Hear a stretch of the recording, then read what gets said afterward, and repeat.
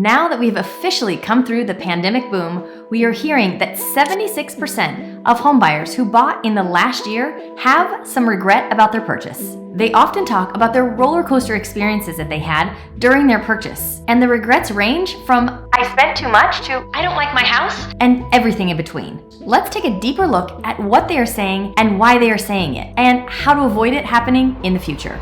Now, if you bought during this time, I want to know, do you have some of these same feelings, or are you okay with your purchase?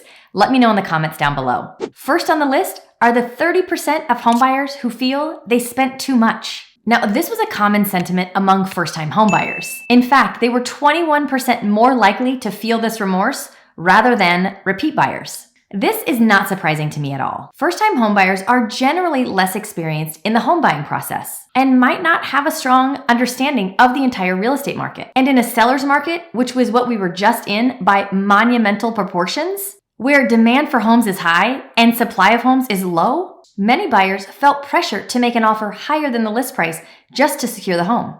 And if the market cools after they purchased, the buyer may feel that they overpaid compared to the current market conditions. This is why I believe that first-time homebuyers really have this feeling, especially if they bought in the first part of 2022. Next are the 26% of homebuyers that said they bought too quickly. When looking back over the past few years, especially the first half of last year, those that didn't move quickly didn't get the house. Quick decisions had to be made, and there were bound to be people that felt regret when they leaped too quickly. I know some of my clients felt that pressure in the beginning of 2022. So we would have a conversation about this before we ever went to look at homes. Because although I knew that when we found the home that they wanted, we would have to act quickly, I wanted to have a clear vision on what it was that was most important to them so that I could help them make the right decision and know when to pull the trigger fast. Because of this, there were times that we would talk after looking at a home, and I knew they were trying to convince themselves that they could make this home work. And I would tell them, I know you guys are feeling the pressure, but this home has a few of your non-negotiables in it. The right home will come, we just have to be patient. When the market is moving as fast as it was, this was a tough position for a lot of buyers because most of these buyers really needed a home, but the patience always proved to be the right call. Next up, 25% of homeowners did not understand all of the costs associated with owning a home. Some feel there were hidden costs and maintenance nightmares haunting their recent home purchase. Buyers found that home ownership was far more expensive than they had anticipated. Homeowners say some of their home purchase regrets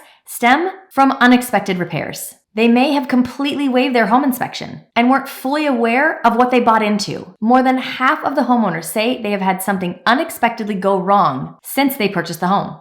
Now, I was not a big advocate of completely waiving your home inspection. I did not think that was a good idea, and I never had any of my buyers do it. However, there were things that had to be kind of massaged to make them look like a good buyer. So some people, although they didn't waive their inspection, they did have to accept some of the faults in the home as is just to get the home purchase to move forward. But I'm not gonna lie, in every market, this seems to happen. Even when you do all of your inspections and have everything looked at that you want to, and you agree on all the repairs, inevitably, when you move in, something breaks.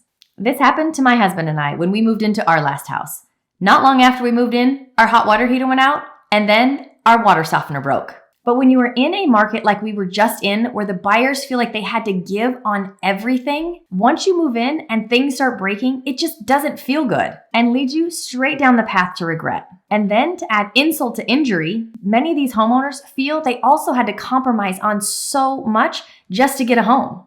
They sacrificed on features or the location that they desired, all because they were desperate to lock down a property in an ultra competitive market. Now, the next one might surprise you a little bit because you would think that the ultra wealthy don't have these problems. But around 15% of luxury home buyers over the last 2 years are unhappy with their purchase. Now, their unhappiness comes from various factors, such as unanticipated lifestyle changes, and those remote locations that once felt perfect now feel isolating. And even a lack of neighborhood amenities might have been overlooked in a frantic rush to secure a home. Many of these homeowners have now returned back to full-time office work, which has left some luxury buyers regretting their choices because their commute is much longer and people's social life have regained importance, which means that if they decided to move farther away, they're likely now spending way more time in the car. And let's face it, who likes to spend that much time in the car?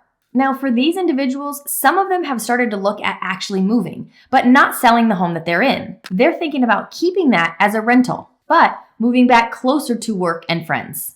Now, this fourth regret reveals how many homeowners are now reassessing their decisions. They've said that if they could turn back the clock, 64% of them would have chosen a completely different home, and 63% of them would have postponed their purchase. Of course, hindsight is always 20/20. But again, during this time of such an extreme seller's market, buyers had to move fast, and they weren't afforded the luxury of time. Now for this, I go back to what I said earlier. It doesn't matter what the market's like. What's important is to have a clear understanding of what the non-negotiables are and stick to that. And make sure you're working with someone that will remind you of that so you don't get swept away and make a bad decision. I can remember working with a few first-time homebuyers during this crazy time, and a couple of them fell in love with a home that backed a busy road. I would have to then have a very direct conversation with them about this. Here in the Scottsdale Phoenix market, backing a busy road is always going to be an objection you need to overcome when selling a home.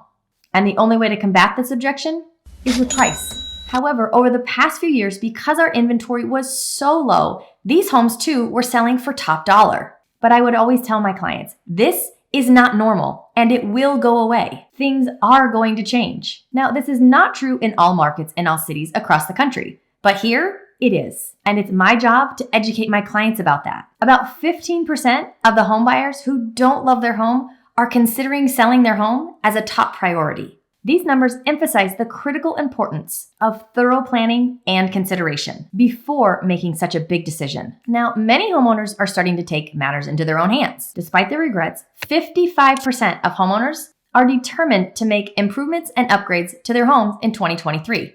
Setting aside budgets of about $12,000, they're attempting to turn their lemons into lemonade by transforming their homes into spaces that truly cater to their wants and needs. Out of all of those that have already completed this, a remarkable 77% said that completing these tasks has increased their pride of ownership, motivating them to stay in their current home. Some of these buyers just needed to put their own personal touch on their home.